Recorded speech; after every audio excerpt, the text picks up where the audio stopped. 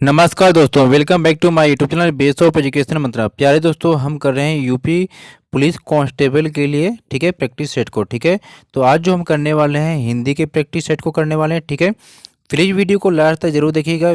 Video को like share और channel पर पहली बार विजिट करें तो चैनल को सब्सक्राइब कर लीजिएगा प्रैक्टिस सेट को देखने के लिए। ठीक है, चलिए पहला क्वेश्चन को देखते हैं। ठीक है, पहला क्वेश्चन यहाँ पर है कि समास बताइए। ठीक है, यानी कि किसमें भरपेट में कौन सा समास है आपको बताना है। ठीक है, तो जो भरपेट की बात करते हैं तो इसमें समास कौन से हैं?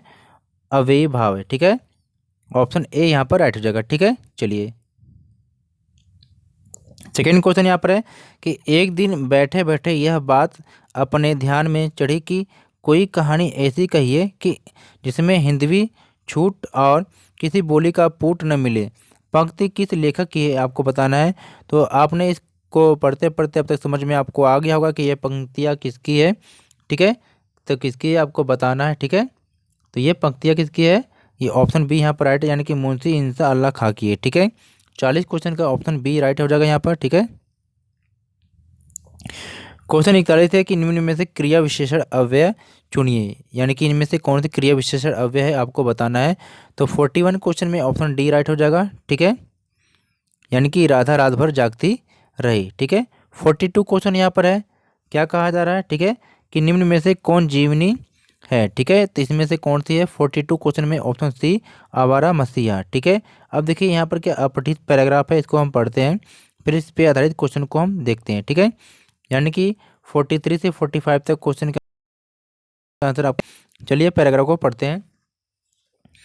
इस संसार में धन ही सब कुछ नहीं है, धन की पूजा तो बहुत कम जगहों में होती देखी गई है। ठीक है, संसार का इतिहास उठाकर देखिए और उदाहरण ढूंढ ढूंढ कर सामने रखिए तो आपको विदित हो जाएगा कि जिनकी हम उपासना करते हैं, जिनके लिए हम आंखें बिछाने तक को तैयार रहते हैं, जिसकी स्मृति तरोताज़ा रखने के लिए हम अनेक तरह के स्मारक चिन्ह बनाकर खड़े करते हैं, उन्होंने रुपया कमाने में अपना समय नहीं बिताया था, बल्कि उन्हीं ने कुछ ऐसे काम किए थे जिनकी महत्ता हम रुपये से अधिक मूल्यवान समझते हैं। जिन लोगों के जीवन का उद्देश्य केवल रुपया बटोरना है,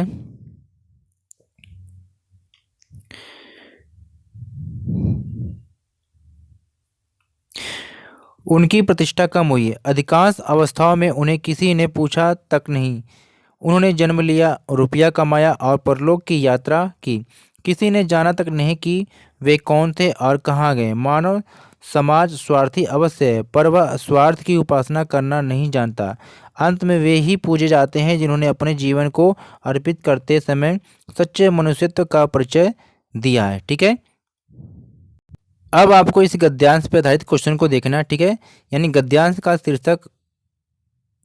जो शीर्षक है उचित होगा, यानी गद्यांश का शीर्षक आपको बताना है। तो 43 क्वेश्चन का आंसर ऑप्शन सी हो जाएगा कि धन और मनुष्यता। ठीक है, 44 क्वेश्चन है कि उपयुक्त गद्यांश के अनुसार संसार में किस तरह के मनुष्य की पूजा होती है। ठीक है, तो 44 का जो आंसर ऑप्शन डी हो जाएगा कि जो सच्चे मनुष्यत्व के लिए कार्य करता है। ठीक है,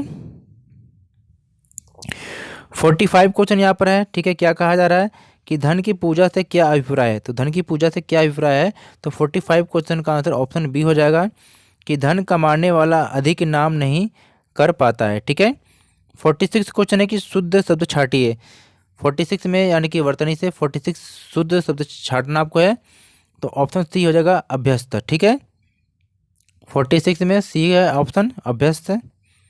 47 क्वेश्चन आपको यहाँ से मिल जाएगा कि कौन सा शब्द तुर्की भाषा का नहीं है, यानी कि सारे तुर्की भाषा के शब्द हैं और इनमें से एक कोई तुर्की भाषा का शब्द नहीं है, वो आपको बताना। तो वह पैगंबर है, यानी कि पैगंबर जो शब्द है ये तुर्की भाषा का शब्द नहीं है, बाकी सारे तुर्की भाषा के शब्द हैं। ठीक है, 48 क्वेश्चन को देखते हैं। जल, प्राण, पुत्र किस शब्द का अनेकार्थी है आपको बताना है। ठीक है, तो 48 क्वेश्चन में आप जब देखेंगे तो ऑप्शन डी हो जाएगा, यानी कि जीवन के। ठीक है, चलिए अगला क्वेश्चन यहाँ पे देखते हैं। 45 क्वेश्चन है, सॉरी 49, कि उपवाक्य पहचानिए। वह आदमी जो कल आया था आज भी आया है। ठीक है, 49 क्वेश्चन का आंसर यहाँ पर क्या हो जाएगा, ऑप्शन बी हो जाएगा। ठीक है, यानी कि विशेषण उपवाक्य। 50 क्वेश्चन यहाँ पर आपके है। ठीक है, कि कौन सी ध्वनि महाप्राण नहीं है, यानी कौन सी ध्वनि महाप्राण नहीं है आपको बताना है। ऑप्शन सी यानी कि ज। ठीक है। 51 क्वेश्चन है कि निम्नलिखित पद में कौन सा पद वया प्रत्यय लगाने से बना है। ठीक है। तो 51 क्वेश्चन का जब राइट आंसर देखेंगे ऑप्शन सी हो जाएगा खवैया। ठीक है। निम्न में एक देवता का पर्यायवाची नहीं है, यानी कि निम्न में से कौन सा ऐसा है जो देवता का पर्यायवाची नहीं है। ठीक है। 52 क्वेश्चन का राइट आंसर ऑप्शन सी हो जाएगा, क्या हो जाएगा, किंकर। बाकी सब क्या है, देवता के पर्यायवाची हैं। ठीक है। 53 क्वेश्चन है यहाँ पर है कि साकेत महाकाव्य के रचयिता कौन है। तो साकेत महाकाव्य के जो रचयिता हैं ये मैथिलीशरण गुप्त जी हैं। ऑप्शन सी हो जाएगा। गह प्लस चरती की संधि आपको बताना है। ठीक है। तो 54 के आंसर सी हो जाएगा गौसचरित। ठीक है। चलिए आगे देखते हैं। 55 क्वेश्चन के देखते हैं कि ठेठ हिंदी का ठाठ किसकी रचना है। ठीक है। 55 में जब आप देखते हैं तो यहाँ पर आपको बताया गया है ऑप्शन बी। ठीक है। अयोध्या सिंह उपाध्याय हरिऔध। ठीक है। 55 का आंसर हो जाएगा ऑप्शन बी। ठीक है। 56 क्वेश्चन को देखते हैं। यहाँ पर क्या कहा जा रहा है कि शुद्ध वाक्य को छाटिए। ठीक है। तो 56 में जो शुद्ध वाक्य है ऑप्शन सी है कि उस वन में प्रातः काल का दृश्य बहुत ही सुहावना होता था। ठीक है। 57 क्वेश्चन यहाँ पर क्या कहा जा रहा है कि किस शब्द में उपसर्ग नहीं है, यानी कि किस शब्द में उपसर्ग नहीं है आपको बताना। तो ये ऑप्शन डी में है, ओढ़ना में उपसर्ग नहीं है, बाकी सब में क्या उपसर्ग है। ठीक है। 58 क्वेश्चन है कि निम्नलिखित में स्त्रीलिंग शब्द है। तो निम्नलिखित में स्त्रीलिंग शब्द है आपको बताना है। तो 58 का क्वेश्चन का आंसर हो जाएगा ऑप्शन बी अहिंसा। ठीक है। 59 क्वेश्चन है कि रत्नावली दोहा संग्रह किसके द्वारा रचा गया। ठीक है। रत्नावली दोहा संग्रह किसके द्वारा रचा गया आप सभी को मालूम होगा। ठीक है। ऑप्शन ए यहाँ पर हो जाएगा रत्नावली। ठीक है। 60 क्वेश्चन यहाँ पर है, यानी कि अगला क्वेश्चन है कि लिंग बताइए। मन गणंत, मन गणंत में कौन सा लिंग है आपको बताना है। तो यहाँ पर ऑप्शन सी हो जाएगा क्योंकि ये उभयलिंगी है। ठीक है। अगला कि वाक्यांश का एक शब्द बनाइए, यानी कि जिसके हृदय में ममता नहीं है तो उसको क्या कहते हैं, जिसके हृदय में ममता नहीं है। ठीक है। निर्मम। ठीक है। ऑप्शन ए यहाँ पर सही हो जाएगा। अगला क्वेश्चन यहाँ पर है कि किस वाक्य में विराम चिन्ह का उचित प्रयोग नहीं है। ठीक है। किस में नहीं है आपको बताना है। तो ये ऑप्शन डी में है, यानी कि फ्री महाशय मैं आपका आभारी हूँ। ठीक है। 63 क्वेश्चन निम्न में महाप्राण व्यंजन कौन सा है। तो निम्न में महाप्राण व्यंजन कौन सा है आपको बताना है। तो ऑप्शन सी यानी कि भ में नहीं है। ठीक है। 64 क्वेश्चन है कि निम्न में अघोष वर्ण कौन सा है आपको बताना है। तो ऑप्शन ए यानी कि प में अघोष वर्ण है। ठीक है। 65 क्वेश्चन है कि निम्न में कंठ वर्ण कौन सा है। तो ये कंठ वर्ण कौन सा है आपको बताना है। ऑप्शन बी हो जाएगा अ में। ठीक है। 66 क्वेश्चन आपका है कि निम्नलिखित में रूढ़ आपको शब्द बताना है। ठीक है। तो इसमें रूढ़ शब्द किसमें आपको बताना है। तो चलिए देखते हैं इसका आंसर क्या होने वाला है, यानी कि नाक, नाक में है रूढ़ शब्द। ठीक है।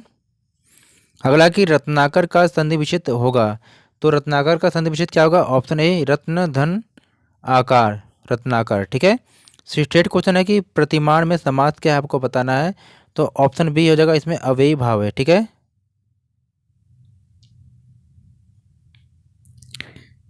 69 क्वेश्चन की परिक्रमा में उपसर्ग क्या है आपको बताना है। तो परिक्रमा में जो उपसर्ग है ऑप्शन डी यहाँ पर है, यानी कि परि। ठीक है।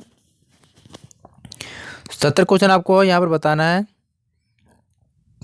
कि भलाई में प्रत्यय है। तो भलाई में प्रत्यय कौन सा है। Option B I. 71 क्वेश्चन यहाँ पर है कि निम्न में कौन सा शब्द तत्सम है। ठीक है।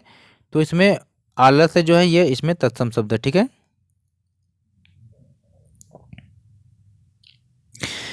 अगला क्वेश्चन यहाँ पर है कि निम्न में कौन सा शब्द तद्भव है।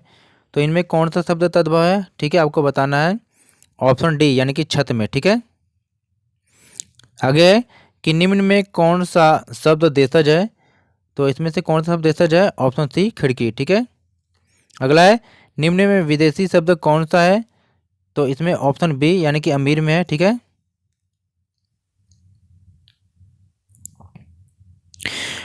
अगला क्वेश्चन है कि निम्न में संज्ञा शब्द है, निम्न में संज्ञा शब्द है किसमें है आपको बताना है। तो 75 में ऑप्शन ए हो जाएगा यानी गंगा, ठीक है। और विदेशी शब्द आपको मालूम हो गया 74 में अमीर है, ठीक है। तो दोस्तों यहाँ पर हमने हिंदी के भी 38 क्वेश्चन को कंप्लीट कर लिया, ठीक है। प्लीज़ वीडियो को लाइक शेयर और चैनल को सब्सक्राइब कर लीजिएगा इसी प्रकार से प्रैक्टिस करने के लिए, ठीक है। Thank for watching.